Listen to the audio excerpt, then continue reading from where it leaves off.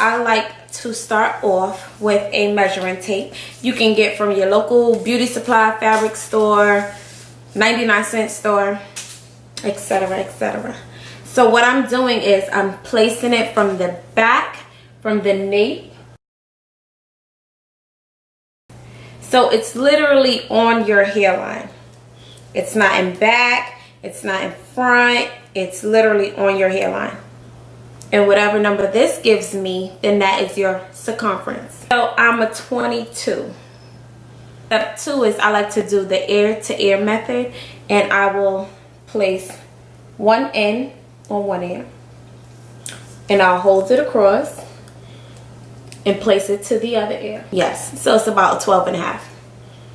And last but not least, I like to take from your hairline, and I'm placing it back, straight to the back, to your nape.